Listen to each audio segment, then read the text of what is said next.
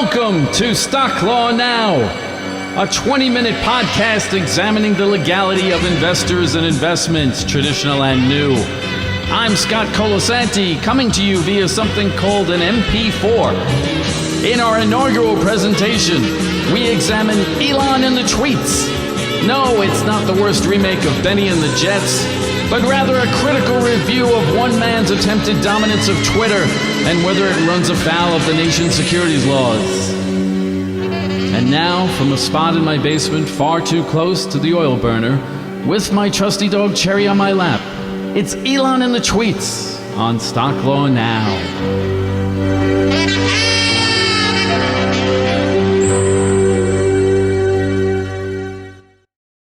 Because of the sensitive nature of today's topic, I'll be asking my dog Cherry to interrupt and remind me if I should digress or ramble too much.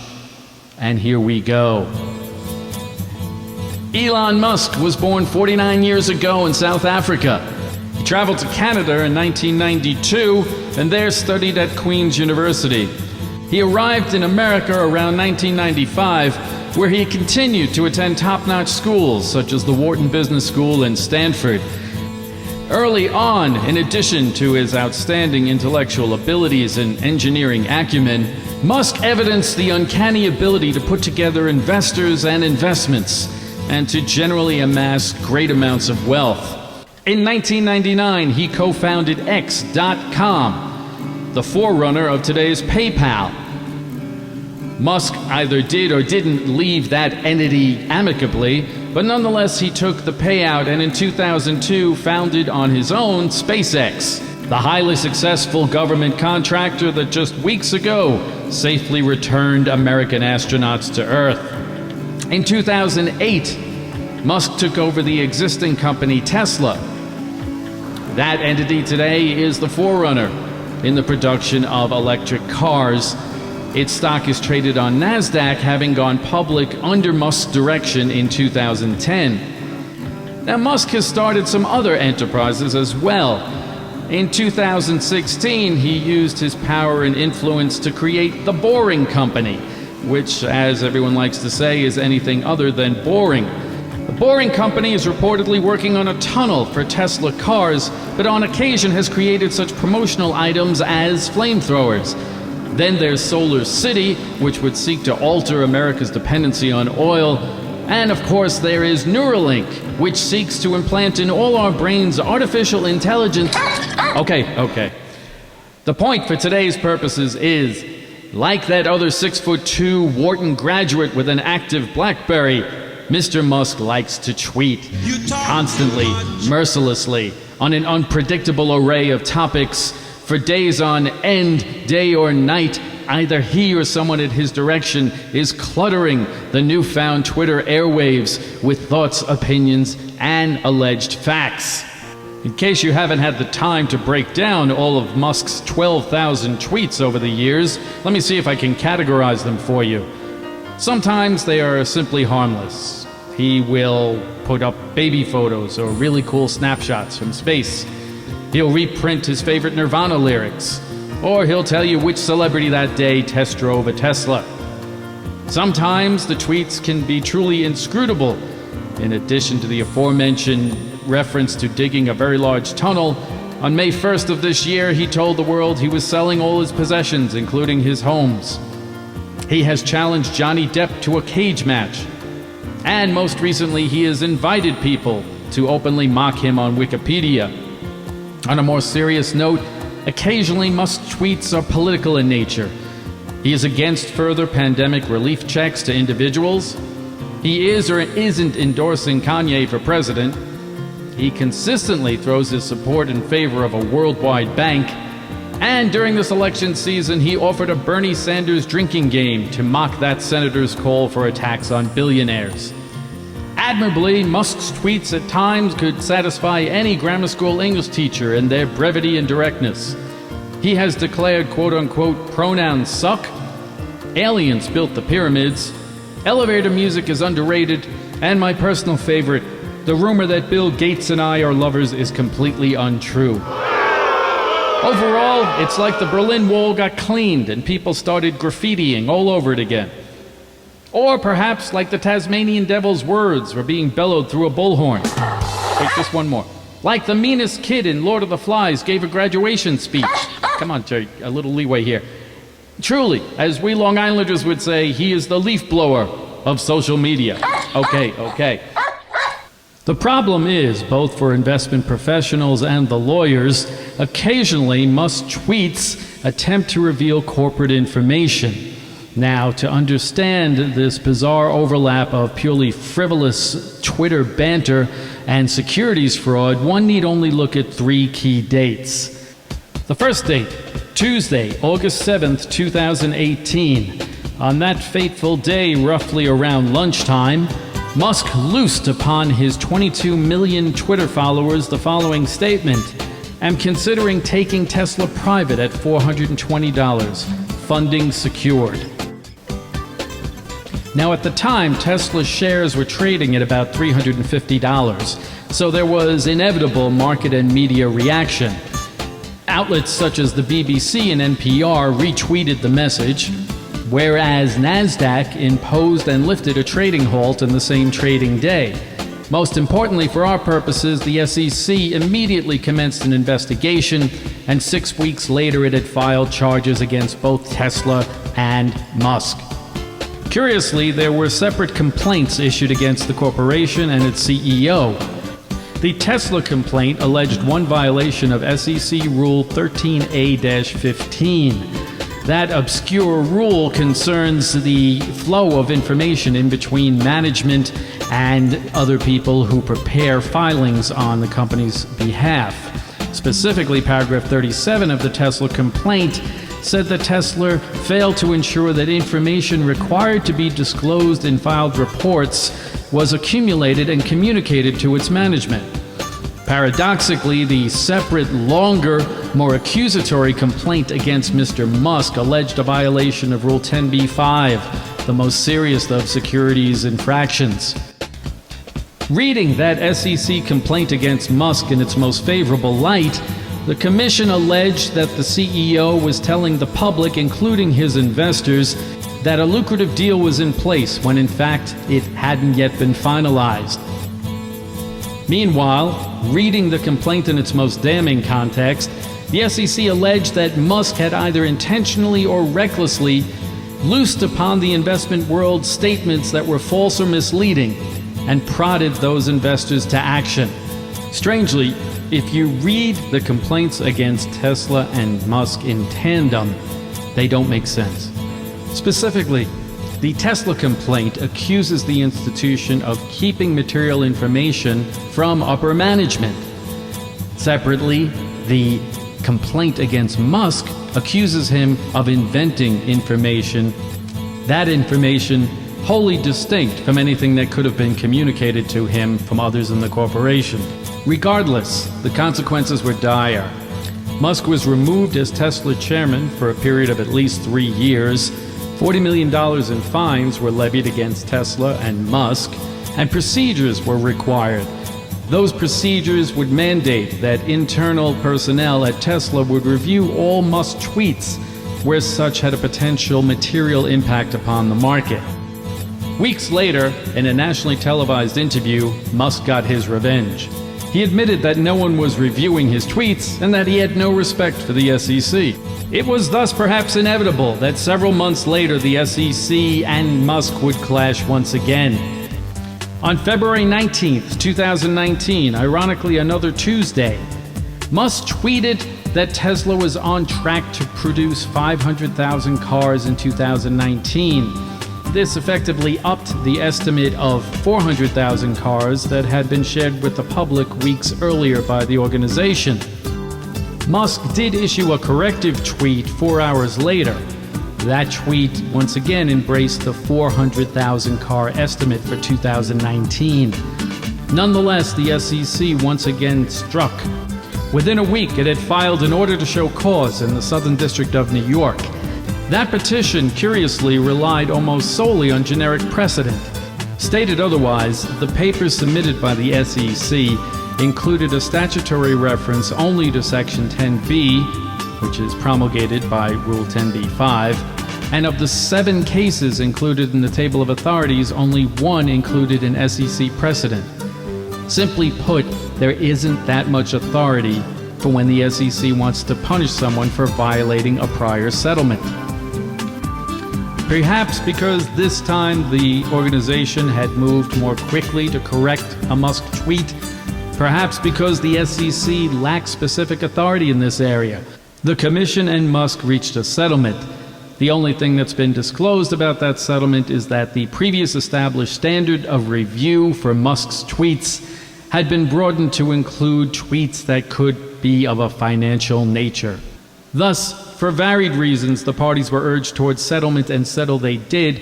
As a result, since the spring of 2019, it is the public's understanding that Musk's tweets are pre-reviewed inside the 4 walls of Tesla whenever they would touch upon the company's finances. Which brings us to the 3rd date for purposes of our legal analysis. On Friday, May 1st, 2020, Musk was at his best or his worst, depending on your point of view. On that day, he loosed a series of tweets upon the listening public. Some said he would get rid of all his possessions. Accordingly, he would miss his homes. But most importantly, he said that the share price of Tesla was too high, IMO, in my opinion. The SEC has not yet issued comment or taken action. Several media outlets immediately responded that Mr. Musk may have once again gotten himself into hot water with the government. At least 1 class action has been filed.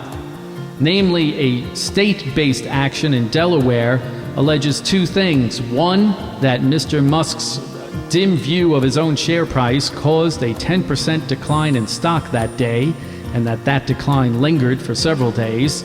And 2, that given his history in this area, Mr. Musk should lose his Twitter privileges forever. That Delaware state class action has not fared well.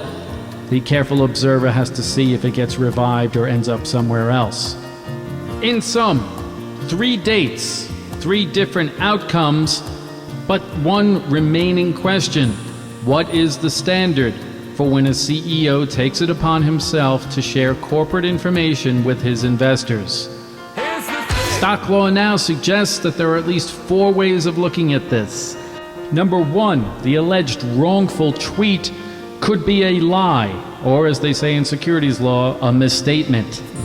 That would be a very tough case for the Commission to make in light of the Supreme Court decision in 2015 in Omnicare. In that decision, the Supreme Court clarified that under the securities laws, where a party would allege that an opinion rose to the level of a misstatement or misleading statement, that party would have to prove that the opinion was offered in bad faith. There's no evidence of bad faith here. To the contrary, the 10-K filed by Tesla for the period of 2019 stated, and I quote, "Our common stock has experienced an intraday trading high of $968 per share and a low of $176 per share over the last 52 weeks, end quote. Thus, Tesla had consistently informed the Commission and the public of the volatility in its share price. Further, at the time that Musk offered up his opinion that the share price was too high, numerous other analysts had already commented the same. Second way of looking at this is as possible manipulation. Now, manipulation under the securities laws can be charged either of 2 ways. Under Section 9A in the 34 Act, the defendant would have to effect a series of trades that had the effect of influencing volume or market price in either direction. Musk cannot be tied to trades on May 1st.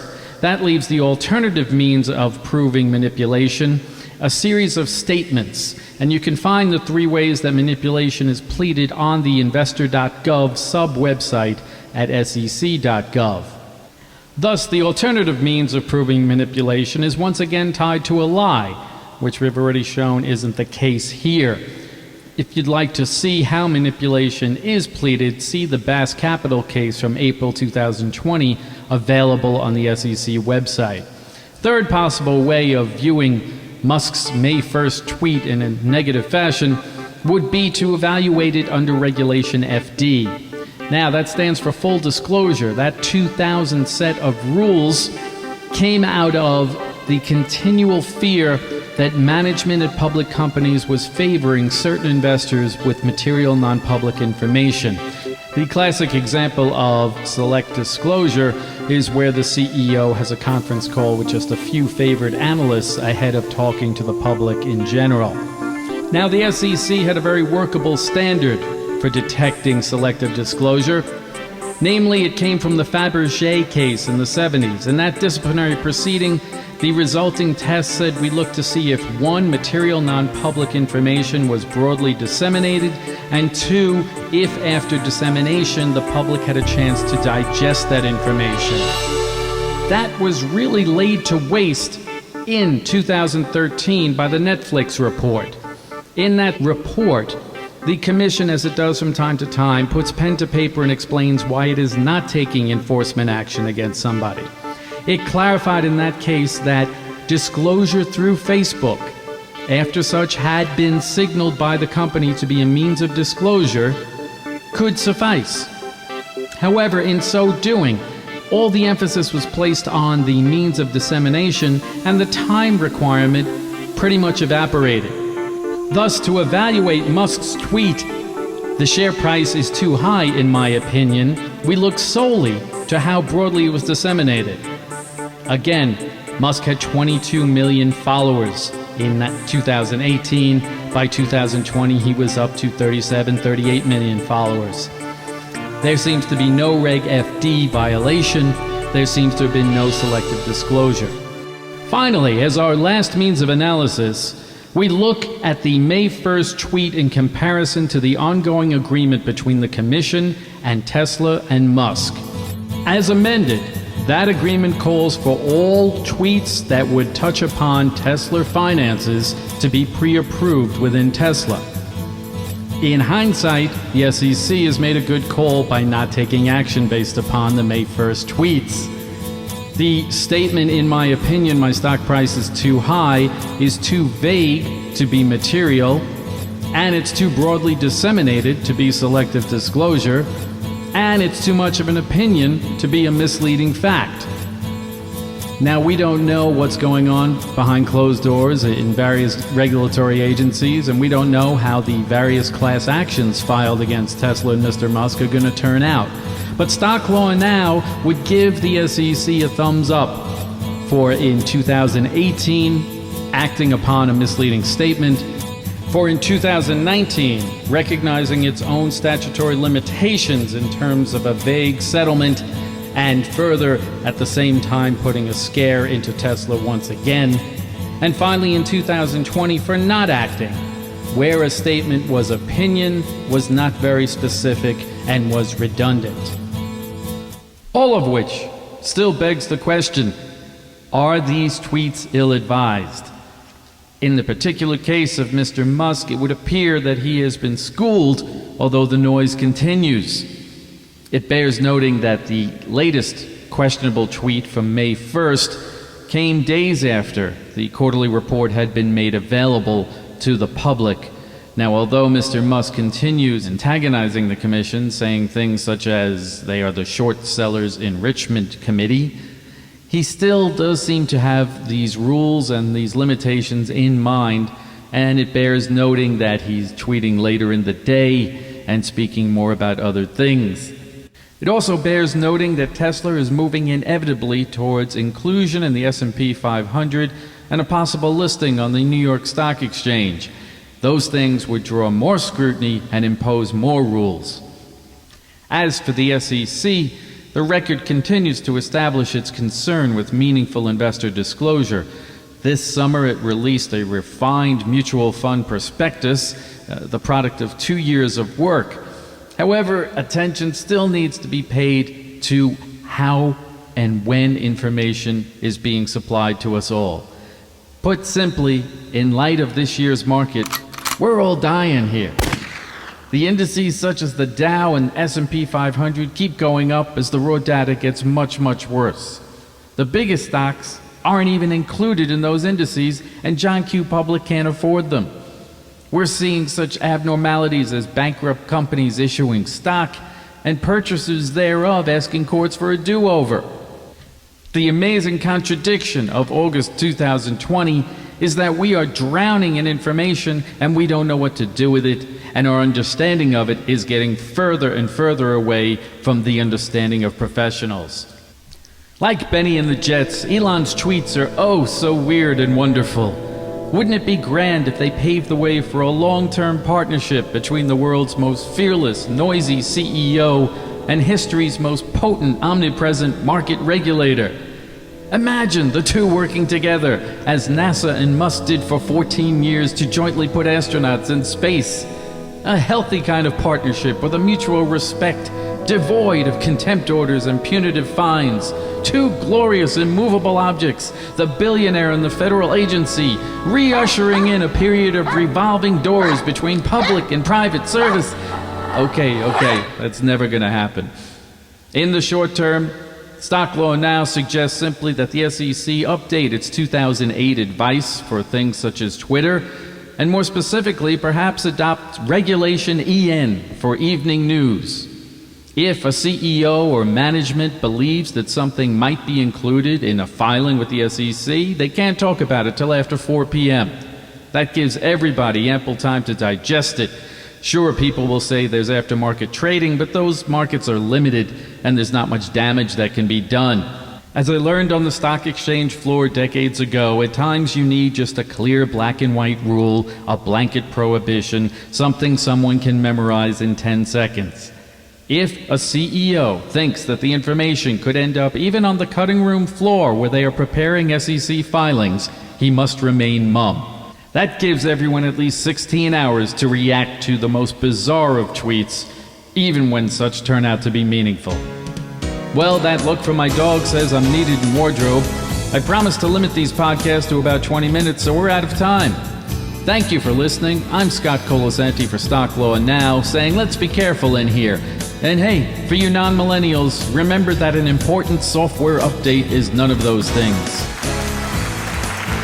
Stock Law Now is prepared, delivered, and copyrighted by Professor Scott Colasanti of Hofstra Law School. All views expressed herein are personal, so please, no wagering. For links to documents referenced herein, visit Castography at www.stocklawnow.com.